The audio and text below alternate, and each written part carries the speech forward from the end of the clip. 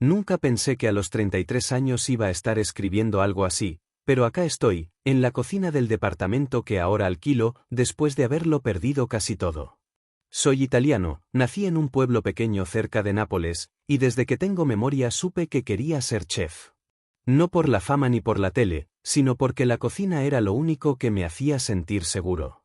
Mientras otros chicos soñaban con autos o con viajar, yo soñaba con tener mi propio restaurante, con mi nombre en la puerta y el olor a pan recién horneado saliendo a la calle. Trabajo en cocinas desde los 17. Empecé lavando platos, después cortando verduras, luego ya metido de lleno en el calor, los gritos, la presión. Me quemé las manos más veces de las que puedo contar. Perdí cumpleaños, navidades, relaciones. Pero siempre me repetía lo mismo: todo esto es temporal, algún día va a ser mío. Esa idea era lo que me sostenía cuando terminaba turnos de 14 horas y apenas podía sentir la espalda. Estoy contando esto ahora porque todavía me cuesta decirlo en voz alta. Porque cuando mis padres me preguntan cómo estoy, les miento. Porque cuando algún colega me escribe para saber cuándo reabrimos, dejo el mensaje en visto. Y porque siento que si no lo saco de adentro, me va a terminar consumiendo la poca confianza que me queda. Sé que suena dramático, pero para mí no fue solo un negocio. Fue mi identidad. Hace 2 años, después de ahorrar durante más de una década y de pedir un préstamo que todavía me quita el sueño, encontré el local perfecto. No era enorme ni estaba en la mejor zona, pero tenía carácter. Paredes de ladrillo, techos altos, una cocina que podía adaptarse a lo que yo quería hacer. Recuerdo entrar por primera vez con las llaves en la mano y pensar: lo logré. Me quedé solo ahí adentro, en silencio, imaginando mesas llenas, copas chocando, gente disfrutando algo que yo había creado. En ese momento apareció en mi cabeza el nombre de alguien que no veía hacía tiempo: Marco. Fuimos amigos desde la adolescencia. Él siempre fue más organizado, más frío para los números. Mientras yo estaba en la cocina del restaurante de otro, él estudió administración y empezó a trabajar en temas financieros. Nunca perdimos del todo el contacto. Nos veíamos poco, pero cuando nos encontrábamos era como si no hubiera pasado el tiempo. La idea de asociarnos no fue impulsiva, al menos eso quiero creer. Yo sabía cocinar, sabía liderar un equipo, sabía crear un menú que hiciera volver a la gente. Pero los números nunca fueron lo mío. Facturas, impuestos, pagos a proveedores, márgenes. Todo eso me abrumaba. Yo quería estar entre hornos y sartenes, no frente a una planilla de cálculo. Así que cuando le conté del local y vi cómo se le iluminaban los ojos, sentí que el universo me estaba dando una señal. Yo me encargo de la parte administrativa, me dijo. Vos hacé lo que sabés hacer. En ese momento me pareció perfecto. Un equilibrio natural. Él confiaba en mi talento en la cocina y yo confiaba en su cabeza para los negocios. Lo hablamos durante semanas, hicimos planes, proyecciones, soñamos en grande. Yo me veía ya con el restaurante lleno y él hablando de expansión en un par de años. Ahora lo pienso y me pregunto si ya había algo que no quise ver, pero en ese momento solo sentía entusiasmo. Abrimos a los 6 meses. Fueron los meses más intensos de mi vida. Dormía poco, vivía acelerado, pero era feliz. La primera noche que llenamos todas las mesas casi se me caen las lágrimas en medio del servicio. Escuchar a la gente decir que la pasta sabía como en casa, ver reservas completas para el fin de semana, era todo lo que había imaginado durante años. Marco se encargaba de los pagos, de los contratos, de hablar con el banco. Yo firmaba lo que él me decía que estaba en orden. Nunca dudé. Era mi amigo. Si soy honesto, creo que también había algo de orgullo en mí. Me gustaba decir que tenía un socio en quien confiaba plenamente. Me hacía sentir respaldado, menos solo en algo tan grande. Y tal vez por eso, cuando empezaron a aparecer pequeñas cosas que no cerraban del todo, decidí no darles importancia. Porque aceptar que algo podía estar mal significaba cuestionar no solo el negocio, sino una amistad de toda la vida.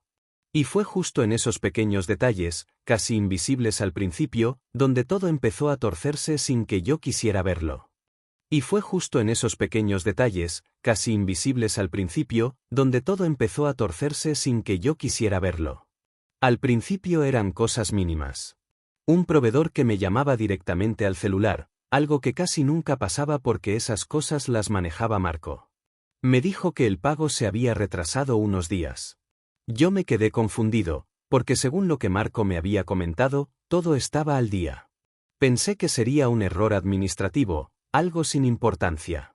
Le pedí disculpas al proveedor y esa misma noche le escribí a Marco. Me respondió tranquilo, incluso un poco molesto porque el hombre me había llamado a mí. Ya está solucionado, me dijo. Y yo le creí. Después empezó a pasar más seguido. No siempre el mismo proveedor, no siempre el mismo monto. A veces eran pequeños retrasos, otras veces excusas raras. El banco demoró la transferencia, hubo un problema con la plataforma, están cambiando el sistema. Siempre había una explicación. Y yo, que estaba metido hasta el cuello en la cocina, aceptaba esas respuestas porque quería aceptarlas. Me decía que era normal, que todo negocio tiene ajustes al principio. Pero algo dentro de mí se empezó a tensar. No era una prueba concreta, era una sensación. Como cuando algo huele apenas distinto en una salsa y todavía no sabes qué es, pero sabes que no está perfecto. Marco empezó a ponerse más evasivo cuando yo preguntaba por números específicos. Antes hablábamos con entusiasmo de las ganancias, de las reservas futuras, de cuánto podíamos reinvertir. De repente las conversaciones se volvieron más cortas. Después lo vemos, confía en mí, estoy encima de eso. Sé que suena absurdo, pero me sentía culpable por preguntar. Como si desconfiar fuera traicionar la amistad. Me repetía que él había dejado cosas por el restaurante también, que estaba trabajando duro. No quería ser el socio paranoico que revisa cada movimiento. Yo siempre fui más emocional que racional, y eso ahora me pesa admitirlo. Una noche, después de cerrar, me quedé revisando algunas facturas que estaban en una carpeta en la oficina.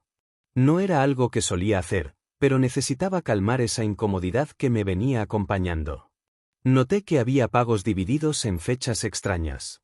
Algunos montos no coincidían exactamente con lo que recordaba haber autorizado.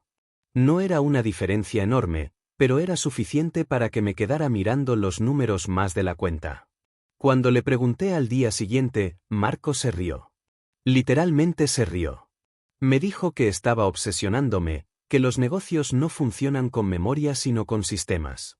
Me habló durante 10 minutos de flujo de caja, de estrategias para mantener liquidez, de decisiones inteligentes que yo no entendía porque estaba enfocado solo en la cocina.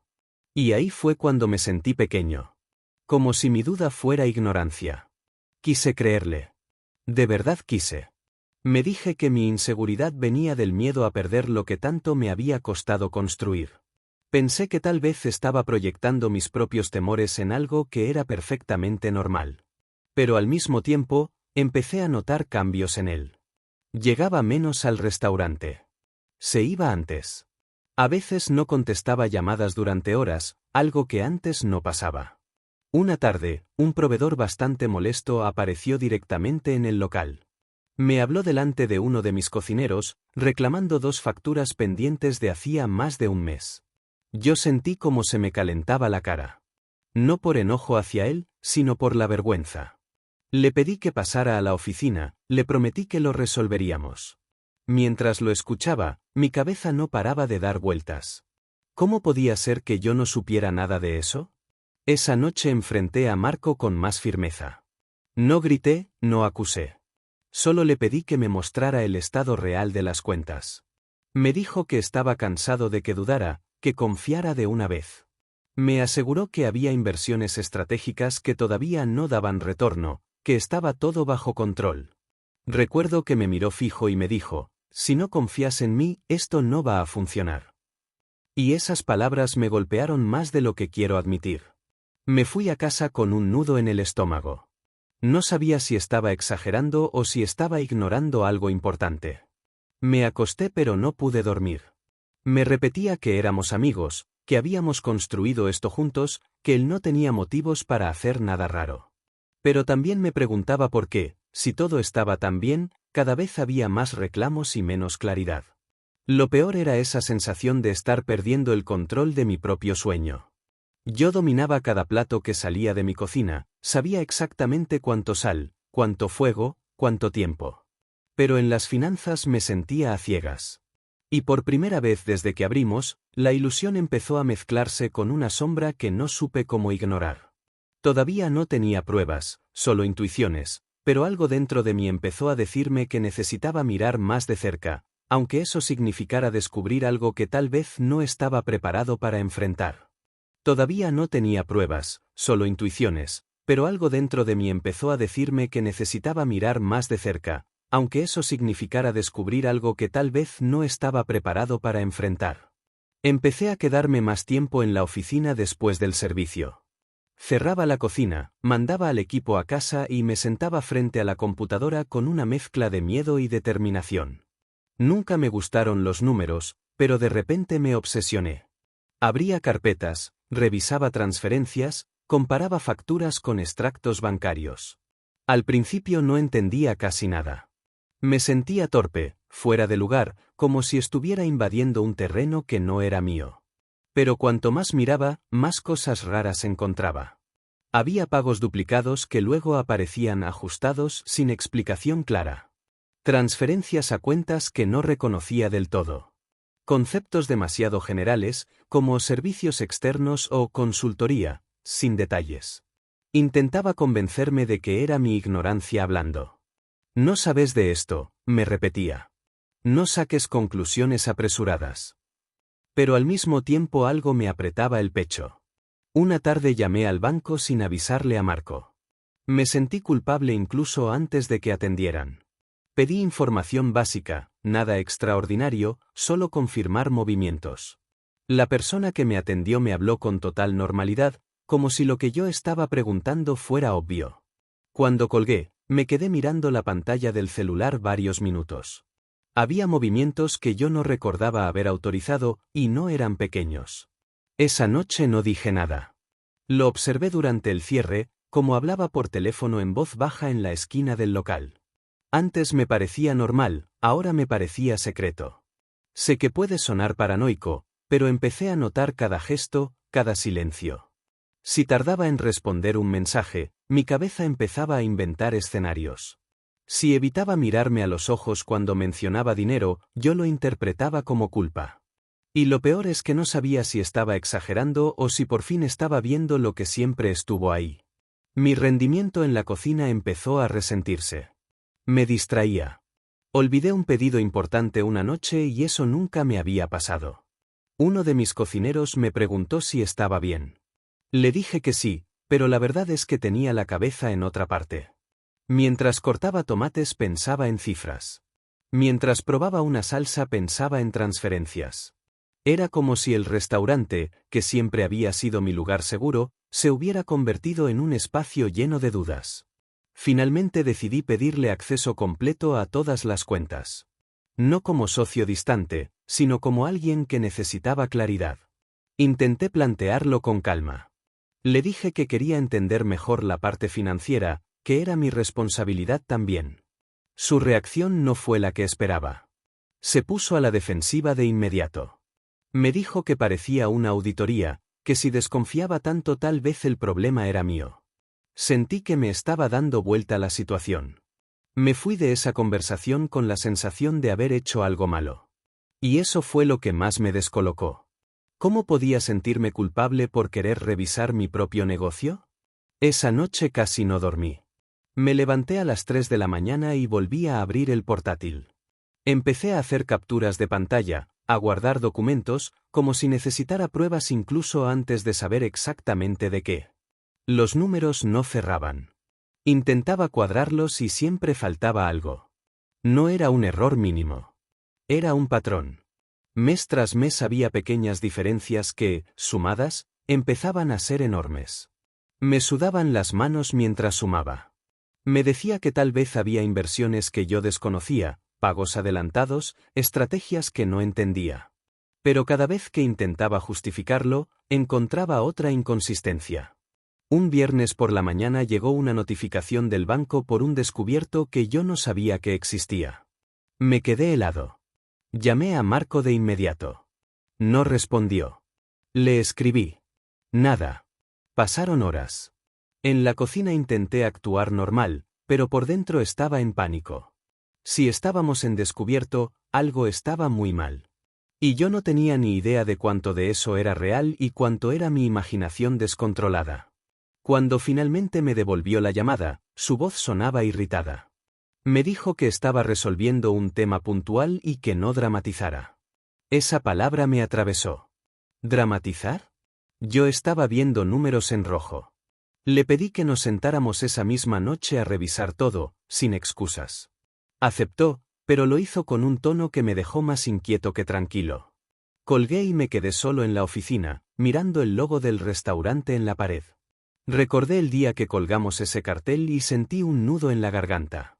Por primera vez pensé, no como una posibilidad lejana sino como un miedo real, que tal vez estaba siendo engañado. Y esa idea, apenas formulada en mi cabeza, cambió algo en mí. Esa noche sabía que no iba a ser una conversación cualquiera, y mientras cerraba el local sentía que estaba a punto de descubrir algo que iba a romper todo lo que creía seguro. Esa noche sabía que no iba a ser una conversación cualquiera, y mientras cerraba el local sentía que estaba a punto de descubrir algo que iba a romper todo lo que creía seguro. Nos sentamos en la oficina después de que el último empleado se fue. Cerré la puerta y por primera vez ese espacio me pareció pequeño, asfixiante.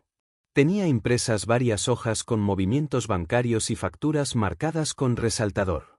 Me temblaban un poco las manos, aunque intentaba disimularlo. No quería empezar gritando ni acusando, solo quería claridad. Le pedí que me explicara el descubierto y las transferencias a esa cuenta que no reconocía.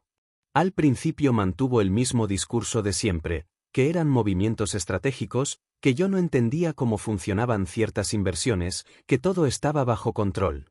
Pero esta vez no me quedé callado. Le mostré los extractos, uno por uno. Le señalé fechas, montos, inconsistencias. Sentí que cada cifra que pronunciaba me apretaba más el pecho. Hubo un momento en el que dejó de hablar. Se quedó mirando los papeles en silencio. Ese silencio fue peor que cualquier excusa. Yo esperaba otra explicación técnica, otra vuelta de palabras. Pero no. Solo silencio. Levantó la vista y evitó mirarme directamente. Ahí algo se quebró dentro de mí. Le pregunté, directo, si había sacado dinero del restaurante para algo personal. Me respondió que no era tan simple. Esa frase todavía me retumba. No es tan simple. Yo no entendía que podía ser más simple que eso. O sí o no. Pero empezó a hablar de problemas personales, de deudas que arrastraba desde hacía tiempo, de inversiones que habían salido mal antes de asociarse conmigo. Me dijo que pensó que podía cubrirlo rápido, que era temporal, que nadie saldría perjudicado. Sentí que me quedaba helado. Literalmente. Como si alguien hubiera abierto una puerta en pleno invierno. Le pedí que fuera claro. Entonces lo dijo sin mirarme. Había estado usando dinero del restaurante para tapar huecos propios. Meses. No una vez, no un error aislado. Meses moviendo fondos, haciendo malabares entre cuentas, confiando en que el flujo del negocio lo iba a compensar. No lo podía creer. Leí otra vez los números en la hoja, como si fueran a cambiar. Intenté entender cuánto era exactamente. Cuando sumamos, la cifra me dio náuseas. No era solo el descubierto. Era mucho más. Una cantidad que yo jamás habría autorizado. Una cantidad que ponía en riesgo todo. Le pregunté por qué no me lo dijo. Me respondió que tenía miedo, que pensó que podía solucionarlo antes de que yo lo notara. Que no quería decepcionarme. Esa palabra me hizo hervir la sangre. ¿No quería decepcionarme? Yo había confiado en él con mi sueño entero. Le di acceso total. Firmé lo que me pidió, lo defendí cuando alguien insinuó que tal vez necesitábamos un contador externo. Y mientras tanto él estaba sacando dinero a escondidas. Me levanté de la silla sin darme cuenta. Sentí que me temblaba todo el cuerpo. No grité al principio. Me quedé caminando en círculos por la oficina, tratando de procesar lo que estaba escuchando. Parte de mí quería creer que aún había una solución. Que podíamos revertirlo. Que era un mal momento que se podía corregir. Pero otra parte, más fría, entendía que la confianza ya estaba rota. Le pregunté cuánto quedaba realmente en la cuenta principal. Dudó antes de responder. Ese segundo de duda fue como un golpe en el estómago. Me mostró el saldo en la pantalla. Era mucho menos de lo que yo imaginaba. Mucho menos de lo que necesitábamos para cubrir nóminas y proveedores del mes siguiente. Sentí que el aire me faltaba. Pensé en mi equipo, en los empleados que confiaban en mí. Pensé en mis padres presumiendo el restaurante con sus amigos. Pensé en las noches sin dormir, en las quemaduras, en los sacrificios. Todo empezó a mezclarse en mi cabeza como un ruido insoportable. Le pregunté si había algo más que yo no supiera. Me juró que no. Que eso era todo. Pero ya no sabía si podía creerle una sola palabra. Me di cuenta de que mientras yo estaba en la cocina dando todo, él llevaba meses construyendo una mentira paralela. Y lo peor es que lo hizo mirándome a los ojos todos los días. Me apoyé en el escritorio porque sentí que las piernas no me sostenían. No era solo el dinero. Era la traición. Era entender que el amigo en quien más confiaba había puesto en riesgo lo único que yo tenía. En ese momento comprendí que lo que estaba en juego ya no era solo el restaurante, sino mi capacidad de volver a confiar en alguien. Y mientras él seguía hablando de planes para arreglarlo, yo empecé a entender que nada de lo que dijera iba a devolverme lo que acababa de perder. Y mientras él seguía hablando de planes para arreglarlo, yo empecé a entender que nada de lo que dijera iba a devolverme lo que acababa de perder. No pude escuchar más. Le pedí que se callara.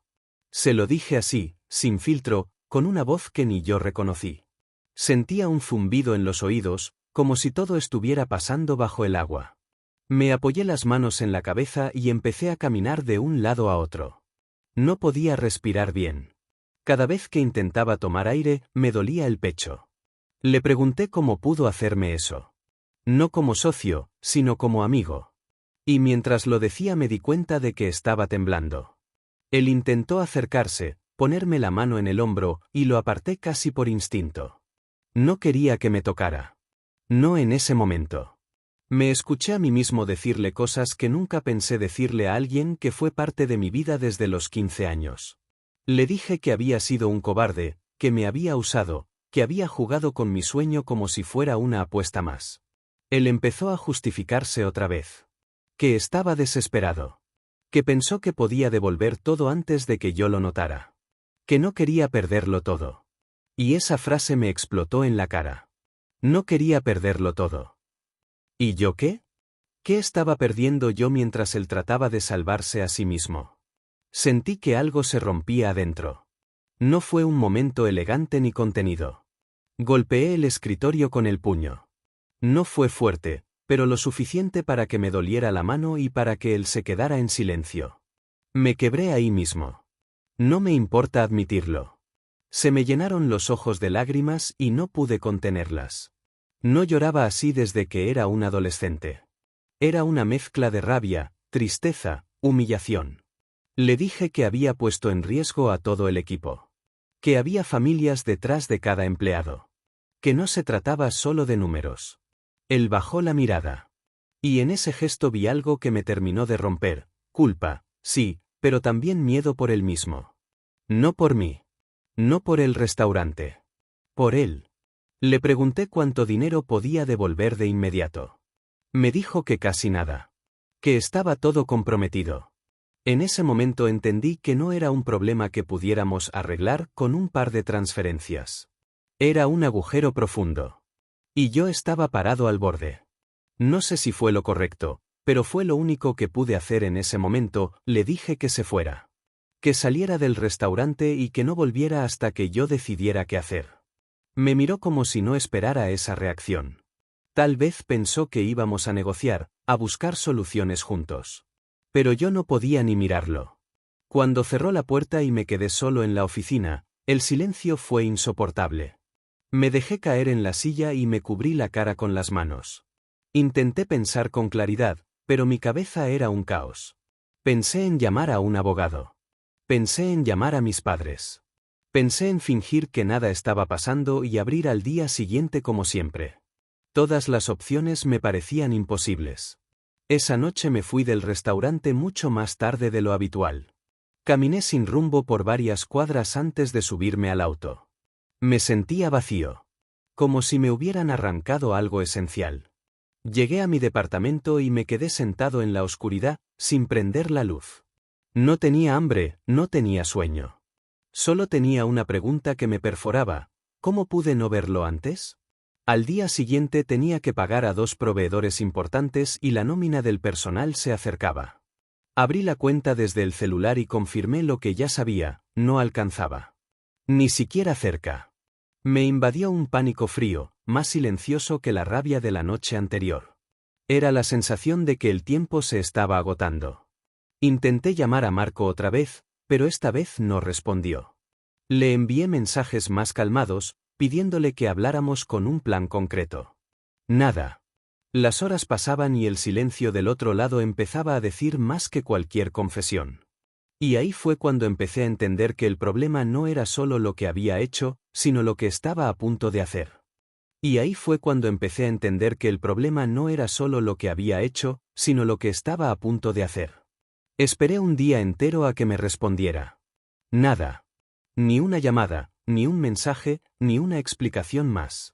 El silencio fue peor que cualquier grito de la noche anterior. Yo todavía estaba dispuesto a escuchar un plan, aunque fuera absurdo. Pero no hubo nada. Me quedé solo con los números en rojo y una responsabilidad que me aplastaba. No sabía qué hacer después de eso. Abrí el restaurante esa mañana como si todo estuviera normal. Me puse la chaqueta blanca, revisé las preparaciones, probé las salsas. Por fuera parecía el mismo de siempre. Por dentro estaba en automático. Cada vez que sonaba mi celular, mi corazón se aceleraba pensando que era él. Nunca era él. Tuve que enfrentar lo inevitable, llamar a los proveedores y pedir tiempo. Fue una de las cosas más humillantes que hice en mi vida. Algunos fueron comprensivos, otros no tanto. Escuché el cansancio en sus voces. Siempre fuiste puntual, me dijeron un par. Y esa frase me dolió porque yo sabía que no era culpa directa mía, pero al final la cara visible era yo. La nómina fue otro golpe. Me senté con las cuentas abiertas y entendí que no podía cubrir todo. Transferí lo que pude y me quedé mirando el saldo casi en cero. Me invadió una sensación de vértigo. Era como estar parado al borde de un edificio mirando hacia abajo. Pensé en pedir otro préstamo, pero ya estaba endeudado hasta el cuello. Pensé en vender algo personal, pero eso no cubriría ni una parte del agujero. Intenté localizar a Marco en su casa. Fui hasta su departamento una tarde, sin avisar. Nadie abrió. Un vecino me dijo que no lo había visto en días. Me quedé parado frente a esa puerta cerrada sintiéndome ridículo. Nunca imaginé que iba a buscar a un amigo como si estuviera persiguiendo a alguien que me debía dinero. Volví al restaurante y tuve que empezar a tomar decisiones frías. Reduje pedidos, ajusté el menú para trabajar con lo que ya tenía. Hablé con el equipo sin contar toda la verdad, pero dejé caer que estábamos atravesando un momento complicado. Me miraban con preocupación. Algunos ofrecieron esperar parte del sueldo. Eso me partió el alma. Yo no quería que nadie pagara por algo que no había hecho. Pasaron días sin que pudiera dormir bien. Me despertaba a las 4 de la mañana pensando en cifras, en fechas de vencimiento, en intereses acumulándose. Mi cuerpo empezó a resentirse. Llegaba a la cocina agotado, con ojeras que no podía disimular. Cocinaba por inercia. Ya no sentía la misma pasión. Era más supervivencia que inspiración. Mis padres notaron algo en mi voz cuando hablábamos por teléfono. Me preguntaron si estaba cansado. Les dije que sí, que era la temporada alta, que todo estaba bajo control. Mentí porque no quería ver la decepción en sus caras. Ellos siempre presumieron de mí, del hijo que abrió su propio restaurante. No estaba listo para decirles que podía perderlo. Un par de semanas después, el banco me llamó formalmente por el descubierto. Esa llamada fue el momento en que la situación dejó de ser interna y se volvió oficial. Ya no era una pelea entre socios. Era una deuda real con consecuencias legales. Me senté en la oficina, escuchando a la persona del otro lado explicarme plazos y posibles sanciones, y sentí que me estaba quedando sin suelo. Intenté consultar a un abogado. Me habló de demandas, de procesos largos, de recuperar tal vez una parte si demostraba mala fe. Pero todo eso llevaba tiempo y dinero. Dos cosas que yo ya no tenía. Salí de esa reunión con más preguntas que respuestas. El restaurante empezó a resentirse. Sin margen para invertir, sin tranquilidad para planificar, cada día era una carrera contra el reloj. Yo seguía yendo, seguía cocinando, pero algo se había apagado. A veces me quedaba solo en el comedor vacío después del cierre, mirando las mesas que alguna vez estuvieron llenas, preguntándome en qué momento pasó de ser mi sueño a convertirse en una carga que apenas podía sostener. Y mientras las deudas seguían creciendo y Marco seguía desaparecido, empecé a entender que ya no estaba luchando por salvar solo un negocio, sino por salvar lo poco que quedaba de mí después de todo esto.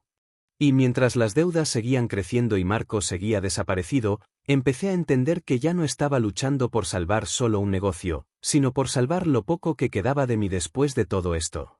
Hubo un punto en el que dejé de correr y simplemente me senté a aceptar que no podía sostenerlo más. No fue una decisión dramática, no hubo un momento épico.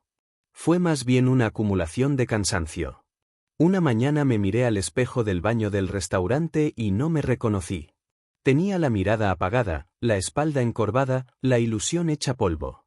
Me pregunté en qué momento el sueño se convirtió en esto. A veces pienso que si hubiera revisado todo desde el principio, si hubiera sido menos ingenuo, tal vez nada de esto habría pasado. O tal vez sí. No lo sé. Me torturé durante semanas con esa idea. Repasaba conversaciones antiguas con Marco buscando señales. Recordaba bromas sobre dinero, comentarios que en su momento no me parecieron importantes.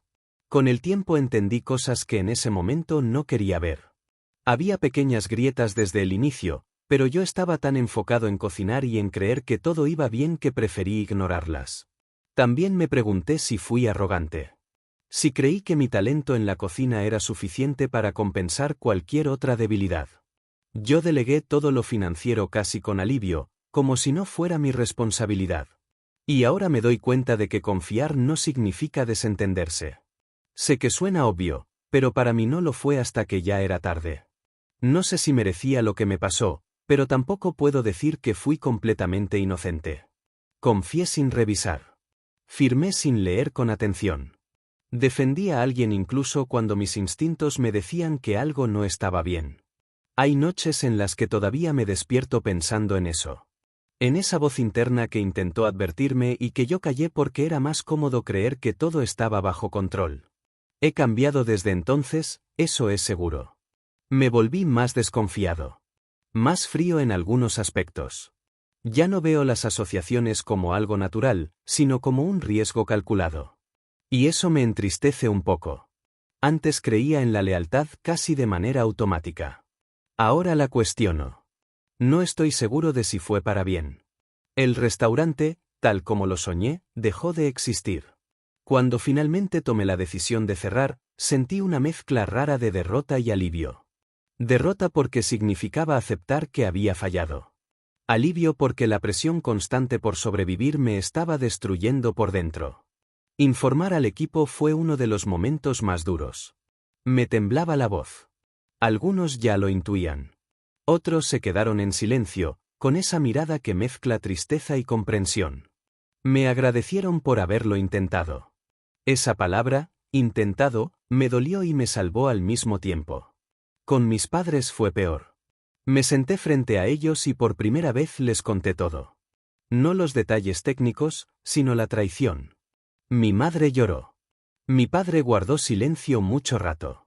No me juzgaron, pero yo sentí la vergüenza igual. Sentí que les había fallado, aunque ellos insistieran en que no. De Marco supe poco después. Alguien me comentó que se había ido a otra ciudad. No sé si es verdad. No intenté buscarlo más. Durante mucho tiempo fantaseé con enfrentarlo otra vez, con exigirle explicaciones, con hacerlo sentir al menos una parte de lo que yo sentí. Pero con el tiempo esa rabia se fue desgastando. No porque lo haya perdonado, sino porque cargarla me estaba haciendo daño a mí. Hoy trabajo en otra cocina. No es mía. Llego, cumplo mi turno y me voy. A veces, Cuando el olor del pan recién hecho llena el espacio, siento una punzada en el pecho. Recuerdo cómo era ver mi nombre en la puerta. Y me pregunto si algún día voy a intentarlo otra vez o si esa parte de mí quedó enterrada con ese local. Todavía no tengo una respuesta clara. Solo sé que lo que pasó me cambió más de lo que esperaba, y que aunque el restaurante ya no exista, la lección sigue conmigo cada vez que confío en alguien. Y supongo que es justamente ahí donde esta historia realmente termina de tomar sentido. Y supongo que es justamente ahí donde esta historia realmente termina de tomar sentido.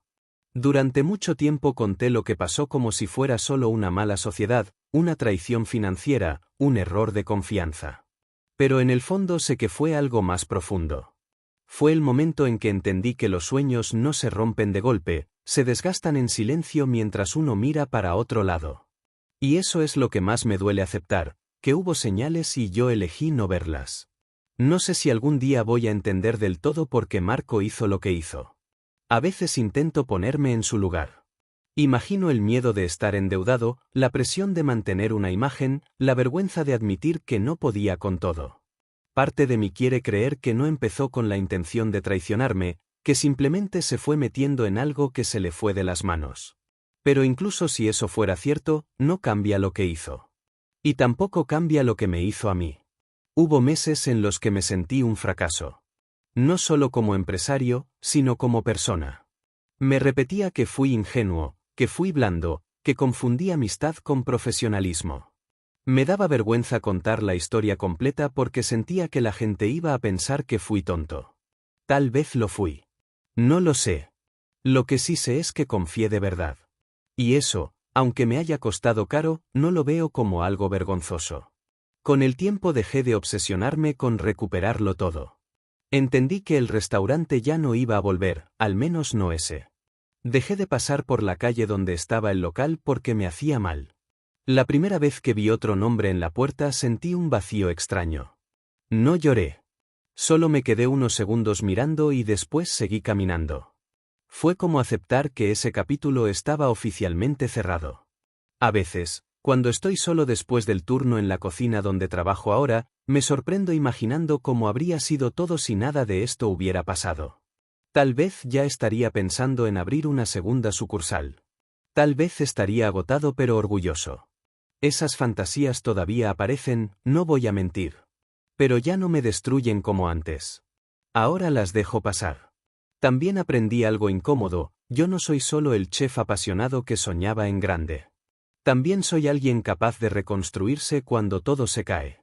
No lo descubrí de manera heroica. Lo descubrí pagando deudas, aceptando trabajos que no eran los que soñaba, levantándome igual aunque no tuviera ganas. La resiliencia suena muy linda en teoría, pero en la práctica es simplemente seguir respirando cuando todo pesa. No volví a hablar con Marco. No lo bloqueé, pero tampoco lo busqué. Si algún día me lo cruzo, no sé qué haría. Tal vez nada. Tal vez lo miraría y seguiría caminando. No lo perdoné formalmente, pero tampoco vivo consumido por el odio. Más que rabia, lo que siento es una distancia enorme. Como si esa parte de mi vida perteneciera a otra versión de mí. Lo que más me marcó no fue perder el dinero. Fue perder la inocencia con la que empecé. Esa sensación de que el esfuerzo siempre es suficiente, de que la lealtad es automática. Ahora reviso contratos, hago preguntas incómodas, pido segundas opiniones. Algunos dirán que me volví desconfiado. Yo prefiero pensar que aprendí a cuidarme. Y aunque pasaron años, todavía hay días en que lo recuerdo como si fuera ayer. Hay olores, canciones o conversaciones que me devuelven a esa oficina, a ese momento en que escuché la verdad y sentí que el suelo desaparecía. No sé si esas memorias alguna vez van a dejar de doler del todo. Tal vez no tienen que hacerlo. Hoy no tengo mi propio restaurante, pero sigo cocinando. Sigo creando platos, sigo viendo a la gente cerrar los ojos cuando prueba algo que le gusta. Esa parte no me la pudieron quitar. Y quizás eso es lo único que realmente importa. Perdí un negocio, sí. Perdí una amistad. Perdí dinero y tranquilidad. Pero no perdí mis manos, ni mi pasión, ni la capacidad de empezar otra vez. Tal vez lo único que me quedó fue aprender a vivir con eso. Y aunque no sé si algún día volveré a colgar mi nombre en una puerta, sí sé que esta vez, si lo hago, no dejaré que nadie maneje mis sueños sin que yo esté mirando de cerca. Y así terminó todo, o al menos, eso es lo que me gusta creer.